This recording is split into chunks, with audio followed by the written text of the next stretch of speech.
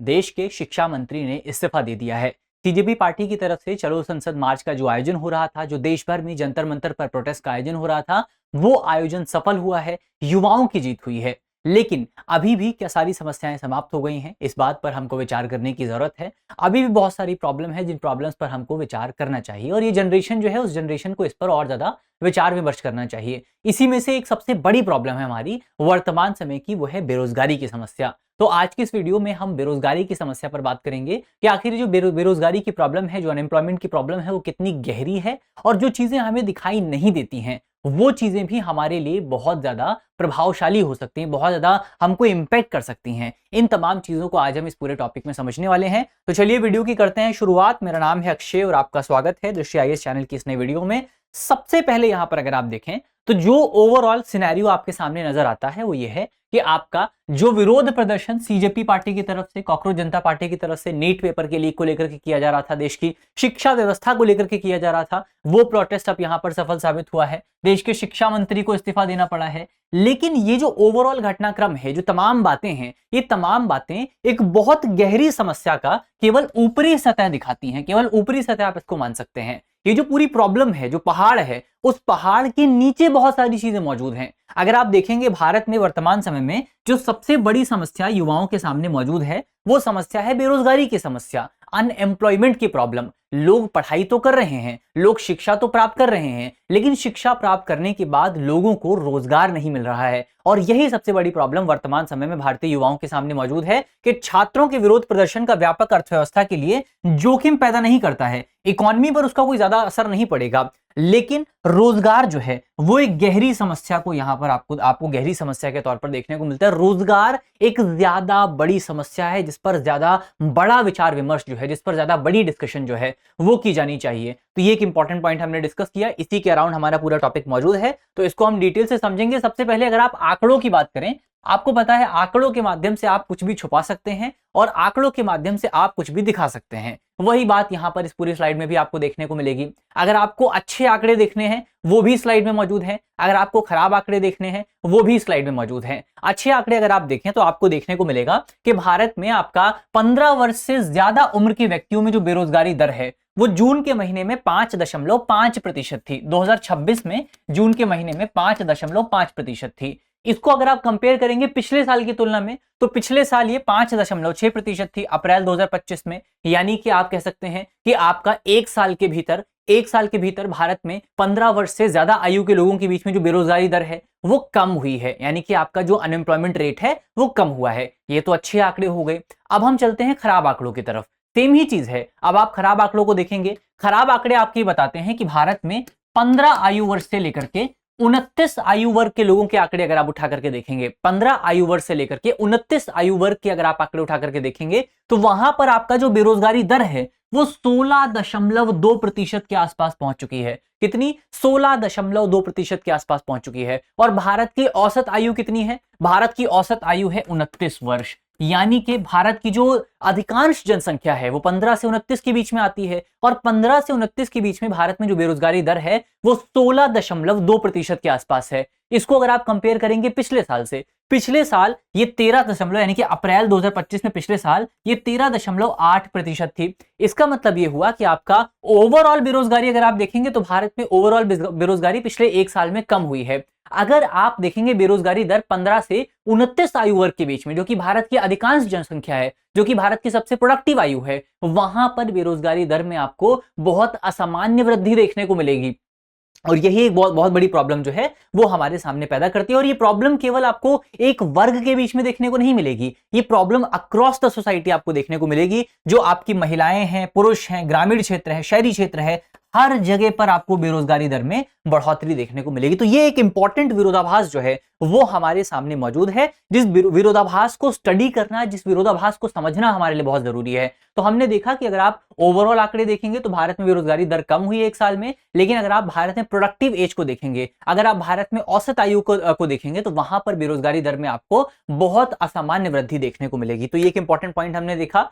आगे बढ़ने से पहले आपके लिए एक इंपॉर्टेंट सूचना है। अगर आप यूपीएससी की तैयारी कर रहे हैं तो यूपीएससी की तैयारी के लिए आपका प्रीलिम्स का जो एग्जाम है उसमें एग्जाम के पैटर्न को समझना बहुत जरूरी है। और एग्जाम के पैटर्न को समझने के लिए जो विगत वर्षों के प्रश्न होते हैं, जो पीवाईक्यू क्वेश्चन है, वो बहुत मददगार साबित होते हैं। तो पीवाईक्यू के माध्यम से आप समझ सकते हैं कि यूपीएससी सवाल किस तरीके से पूछता है, यूपीएससी के सवाल पूछने का नेचर क्या होता है, यूपीएससी ऑप्शंस कैसे बनाता है, आप ऑप्शंस को एलिमिनेट करके कैसे आंसर तक पहुंच सकते हैं। ये सारी चीजें आपको पीवाईक्यू के माध्यम से पता चलती हैं। तो पीवाईक्यू को समझना, पीवाईक्यू को सॉल्व करना बहुत इंपॉर्टेंट है। इसी लिहाज से हम आपके लिए एक किताब लेकर के आए हैं। ये किताब बेसिकली आपका प्रीलिम्स के जो क्वेश्चंस हैं उनकी सॉल्व्ड बुक है। इस पूरी किताब में 2011 से लेकर के 2026 तक यूपीएससी ने अपने प्रीलिम्स के एग्जाम में जितने भी क्वेश्चंस पूछे हैं, सारे क्वेश्चंस इस पूरी किताब में कवर किए गए हैं। और केवल क्वेश्चन नहीं बल्कि उनके आंसर्स भी किताब में मौजूद हैं, और वो भी सब्जेक्ट तरीके से, सब्जेक्ट वार तरीके से, खंडवार तरीके से और टॉपिक वाइज तरीके से उनको ऑर्गेनाइज किया गया है। तो जब भी जैसे आप कोई टॉपिक पढ़ें, आप उसका पीवाईक्यू पढ़ लें, उसके आपको पता चल जाएगा कि इस टॉपिक से यूपीएससी किस तरीके से सवाल पूछता है,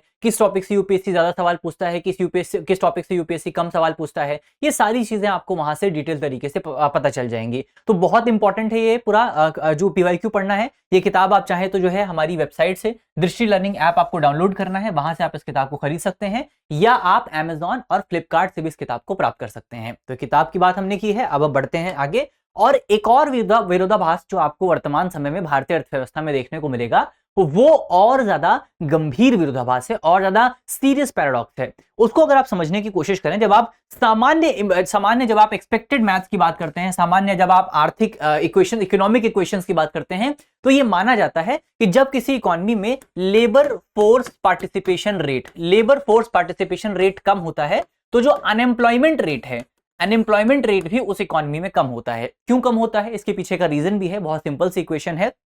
जो आपका लेबर फोर्स पार्टिसिपेशन रेट है वो क्या है? Labour force participation rate basically आबादी का वो प्रतिशत है जो या तो काम कर रहे हैं या काम की तलाश कर रहे हैं। तो लेबर फोर्स पार्टिसिपेशन रेट क्या होता है? आबादी का वो प्रतिशत जो या तो काम कर रहे हैं या काम की तलाश कर रहे हैं। अब अगर लेबर फोर्स पार्टिसिपेशन रेट कम होता है, इसका मतलब यह है कि आपकी इकोनॉमी में लोगों ने काम की तलाश करना कम कर दिया है। अब अगर लोग काम की तलाश करना कम करेंगे तो जाहिर तौर पर जो एक सामान्य सिचुएशन होती है, जो एक नॉर्मल सिचुएशन है, उसके मुताबिक आपका बेरोजगारी दर में कमी होनी चाहिए। क्योंकि बेरोजगारी दर क्या होती है? बेरोजगारी दर का मतलब वो है कि जो लोग काम करने में सक्षम है, जो लोग काम कर सकते हैं, और जो लोग काम करना चाहते हैं लेकिन उनको काम नहीं मिल रहा है। पर यहां पर क्या हो रहा है? यहां पर लोग जो है वॉलंटरी अपने आप को जो मार्केट है, जो एम्प्लॉयमेंट मार्केट है, वहां से वापस ले रहे हैं, अपने आप को विड्रॉ कर रहे हैं। तो जब भी आपका लेबर फोर्स पार्टिसिपेशन रेट कम होता है तो ट्रेडिशनली बेरोजगारी दर में आपको गिरावट नजर आती है। लेकिन भारत में वर्तमान समय में एक पैराडॉक्स मौजूद है, एक विरोधाभास मौजूद है।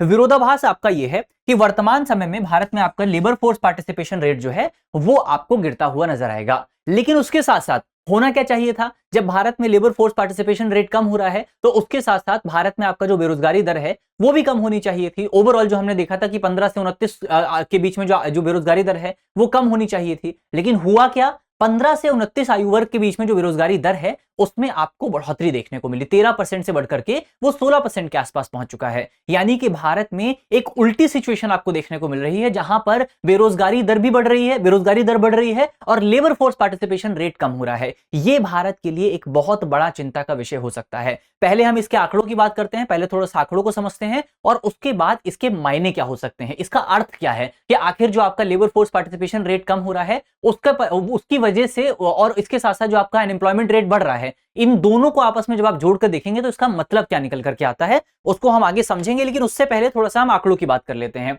अगर आप आंकड़े देखेंगे तो भारत में जो आपका समग्र युवाओं के बीच में लेबर फोर्स पार्टिसिपेशन रेट है वो पिछले एक साल में 42.7% से कम होकर के 40.3% हो गया है। यानी कि ओवरऑल आपका अनएम्प्लॉयमेंट रेट को में आपको गिरावट नजर आई है। जबकि अगर आप बेरोजगारी दर की बात करें तो बेरोजगारी दर के बारे में हमने देखा था कि भारत में 15 से 29 आयु वर्ग के युवाओं के बीच में बेरोजगारी दर जो है वो 16.2% पहुंच चुकी है। यानी कि उसमें आपको बढ़ोतरी देखने को मिली है, पहले 13% के आसपास थी। तो आपका लेबर फोर्स पार्टिसिपेशन रेट कम हुआ है और बेरोजगारी दर बढ़ी है। इसके मतलब क्या हो सकते हैं, इसके मायने क्या हो सकते हैं? इसके मायनों को यहां पर हम समझने की अगर कोशिश करें, इसके मायने ये हैं, ओवरऑल हमने क्या देखा कि आपका लेबर फोर्स पार्टिसिपेशन रेट कम हो रहा है, अनएम्प्लॉयमेंट रेट आपका बढ़ रहा है। इसका मतलब क्या होता है? इसका मतलब यह है, ओवरऑल इस सिचुएशन का मतलब क्या है?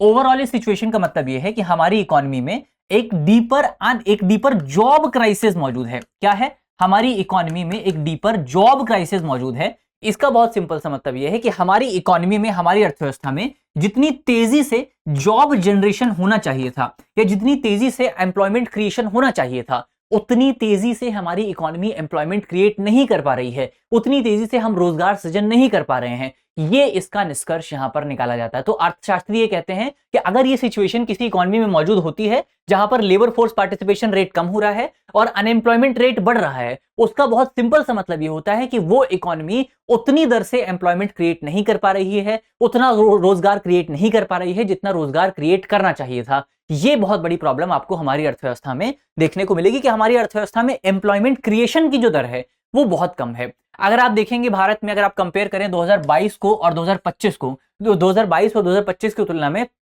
भारत के 36 में से 13 राज्य के और केंद्र शासित प्रदेशों में युवा बेरोजगारी दर 2022 की तुलना में 2025 में ज्यादा आपको नजर आएगी। युवतियों के मामले में ये 16 राज्य हैं, तो आपके युवाओं के मामले में ये 13 राज्य हैं और टोटल मामले में 13 राज्य हैं और युवतियों के मामले में ये 16 राज्य हैं। इसमें अगर आप देखें, जैसे आप तेलंगाना की बात करें, तेलंगाना में 2022 में जो बेरोजगारी दर थी वो 12.6% के आसपास थी, जो कि अब बढ़ करके 18.1% के आसपास पहुंच चुकी है। अगर आप कंपेयर करें राजधानी दिल्ली को, राजधानी दिल्ली में 2022 में जो अनएम्प्लॉयमेंट रेट था वो 5.9% के आसपास था, जो कि अब बढ़ करके 14.5% के आसपास पहुंच चुका है, 14.4% के आसपास पहुंच चुका है, जो कि बहुत बड़ी बेरोजगारी दर यहां पर मानी जा सकती है। इसके अलावा अगर यहां पर आप देखें कि वर्तमान समय में आपको जो बेरोजगारी दर बढ़ रही है, जो आपको अनएम्प्लॉयमेंट में बढ़ोतरी देखने को मिलेगी, वो बढ़ोतरी केवल आपका कुछ क्षेत्रों तक सीमित नहीं है, बल्कि अक्रॉस द सेक्टर आपको सभी सेक्टर में आपको स्क्वीज देखने को मिलेगा। तो सेफ्टी वॉल्व जो होता है आपका, वो सेफ्टी वॉल्व भारत के लिए समाप्त हो रहा है, यानी कि अब ऐसा कोई भी सेक्टर नहीं बचा है जहां पर आपको बेरोजगारी में बढ़ोतरी नहीं नजर आएगी। अगर आप चाहें तो औपचारिक क्षेत्र की बात करें, फॉर्मल सेक्टर की अगर आप बात करें, वहां पर बेरोजगारी दर के हमने आंकड़े देखे कि 16.2% बेरोजगारी दर युवाओं के बीच में, यानी कि 15 से 29 आयु वर्ग के बीच में आपको देखने को मिलेगी। अगर आप अनौपचारिक क्षेत्र की बात करें, अनौपचारिक क्षेत्र में एक अनुमान यह है, क्योंकि उसका बहुत स्पष्ट डेटा हमारे पास मौजूद नहीं है, लेकिन एक अनुमान यह है कि अनौपचारिक क्षेत्र में रोजगार जो है वो 1.1 करोड़ से घट करके 74.5 लाख के आसपास पहुंच चुका है। यानी कि पहले आपका अनौपचारिक क्षेत्र में 1 करोड़ 10 लाख नौकरियां मौजूद थी, जो कि अब घट करके 74 लाख के आसपास पहुंच चुकी है। तो वेतन वृद्धि जो है, वेतन वृद्धि भी यहां पर कम हुई है, लोगों की जो सैलरी है वो भी यहां पर कम हुई है। 13% सैलरी जो है वो यहां पर आपको देखने को मिली, जो आपकी वेतन वृद्धि थी वो 13% से घट करके 3.9% के आसपास रह गई है, यानी कि बहुत कम आपका जो सैलरी है वो लोगों की बढ़ रही है। एजुकेशनल डिग्रीज की अगर आप बात करें तो 20 से 29 आयु वर्ग के स्नातकों में जो अनएम्प्लॉयमेंट रेट है वो आपको 39% के आसपास देखने को मिलेगा। और ये एक बहुत बड़ा पैराडॉक्स भारत में मौजूद है, इस पैराडॉक्स पर भी हम बात करेंगे।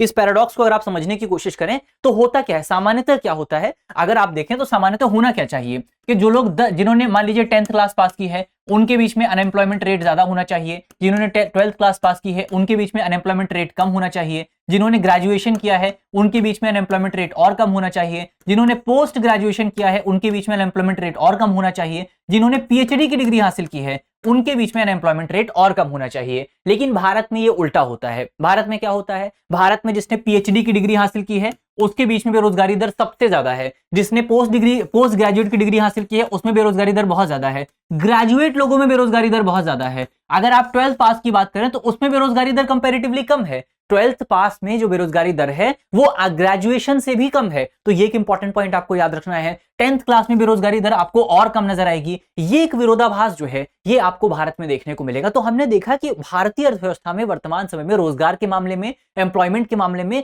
बहुत सारे विरोधाभास जो हैं वो आपको देखने को मिलेंगे। और इसके पीछे का एक मुख्य कारण जो है, जो ये प्रॉब्लम जो आपको देखने को मिलेगी, इसके पीछे का मुख्य कारण ये है कि भारत में आपको स्किल मिसमैच देखने को मिलता है। स्किल मिसमैच का मतलब यह है कि जिस व्यक्ति ने ग्रेजुएशन किया हुआ है वो व्यक्ति आपका ऐसे रोजगार की मांग करता है जो कि पोस्ट ग्रेजुएट के लिए होता है। जिस व्यक्ति ने पोस्ट ग्रेजुएट किया हुआ है वो ऐसा रोजगार चाहता है, ऐसी सैलरी चाहता है जिसने जो कि पीएचडी को मिलनी चाहिए। जिस व्यक्ति ने पीएचडी किया हुआ है उसके पास तो रोजगार और भी कम है। यहां पर अगर आप देखें तो आपका आंकड़े बताते हैं कि जो लोग ग्रेजुएट हैं उनमें से लगभग मात्र मान लीजिए आपका 3.7% लोग ऐसे हैं जिनको व्हाइट कॉलर जॉब मिल पाती है, व्हाइट कॉलर जॉब जिनको प्राप्त हो पाती है। तो ये एक बहुत बड़ी समस्या जो है वो वर्तमान समय में भारतीय अर्थव्यवस्था में आपको देखने को मिलेगी। यहां पर आप देखेंगे कि आपका बेहतर, ऐसा माना जाता है कि बेहतर शिक्षा का मतलब होना चाहिए बेहतर रोजगार। आप जितनी ज्यादा डिग्री प्राप्त करेंगे आपको उतना ज्यादा रोजगार के अवसर मिलने चाहिए, लेकिन भारत में ऐसा नहीं हो रहा है। भारत में आप देखेंगे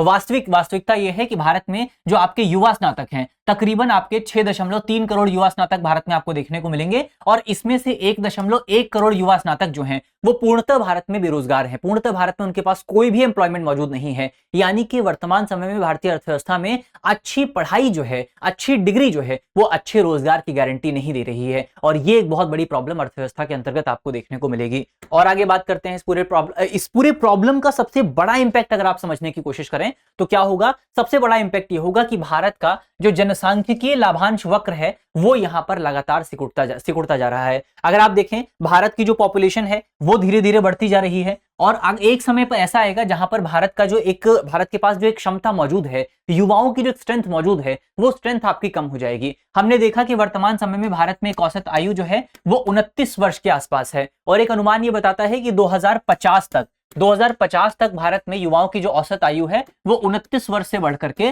38 वर्ष के आसपास पहुंच जाएगी। इसका मतलब ये होगा कि भारत में आपका जो डिपेंडेंसी रेशो है वो बहुत ज्यादा बढ़ जाएगा। डिपेंडेंसी रेशो बढ़ने का मतलब ये है कि भारत में युवाओं की संख्या कम होगी और जो आपके वृद्ध हैं, जो आपके वयोवृद्ध लोग हैं, जो सीनियर सिटीजन्स हैं, उनकी संख्या भारत में बढ़ जाएगी। इसका परिणाम क्या रहेगा? इसका परिणाम ये रहेगा कि सरकार का जो राजकोषीय जो क्षमता है वो क्षमता यहां पर कम हो जाएगी। प्रत्येक कर्मचारी पर सरकार को अधिक खर्च करना पड़ेगा, कल्याणकारी बोझ जो है सरकार के ऊपर बढ़ जाएगा। इसके साथ साथ उत्पादकता कम हो जाएगी, नवाचार कम हो जाएगा, संस्थागत क्षमता यहां पर कम हो जाएगी और ओवरऑल भारत की जो प्रोडक्टिविटी है, भारत की जो ग्रोथ है वो यहां पर कम हो जाएगी। तो भारत के पास एक बहुत कम विंडो मौजूद है, एक बहुत कम समय मौजूद है जिस समय में भारत को बहुत बड़े, बहुत इंपॉर्टेंट और बहुत निर्णय जो बहुत एफिशिएंट निर्णय जो हैं वो भारत को लेने पड़ेंगे। अगर भारत ऐसा फैसला नहीं ले पाता है, अगर भारत अपनी युवा शक्ति को इस्तेमाल नहीं कर पाता है तो एक समय ऐसा आएगा जब भारत के पास वो शक्ति मौजूद नहीं रहेगी और भारत जो है वो मिडिल इनकम ट्रैप में फंस जाएगा। तो ये एक इंपॉर्टेंट पॉइंट यहां पर आपको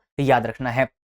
पूरे टॉपिक पर हमने डिटेल से बात कर ली है। उम्मीद है टॉपिक आपको समझ में आ गया होगा। बहुत आंकड़ों पर बहुत अच्छे से हमने इस पूरे टॉपिक को डिस्कस किया है। अगर आपको वीडियो पसंद आई है तो वीडियो को अपने दोस्तों के साथ शेयर जरूर कर दीजिएगा ताकि हमारे और भी साथी जो हैं उनको इसके बारे में पता लग सके। चलिए हम यहां से बढ़ते हैं आगे। अंत में आपके लिए एक करंट अफेयर का सवाल है, जिस सवाल का जवाब आपको कॉमेंट बॉक्स में देना है।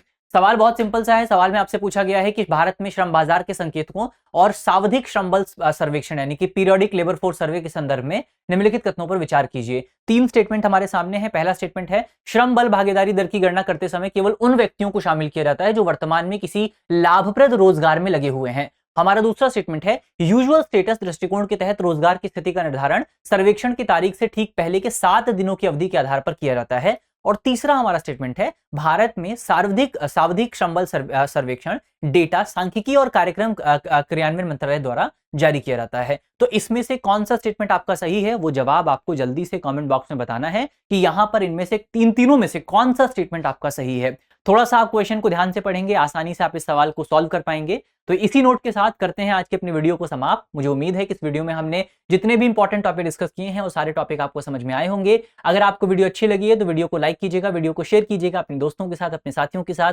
और अगर आप हमारे चैनल पर नए हैं तो चैनल को सब्सक्राइब करना बिल्कुल मत भूलिएगा। मिलते हैं आपसे अगली वीडियो में, तब तक के लिए अपना ख्याल रखिए, ध्यान रखिए, पढ़ते रहिए। धन्यवाद। अब एग्जाम की तैयारी को और बेहतर करने के लिए हमारे चैनल को लाइक, शेयर और सब्सक्राइब करना ना भूलें।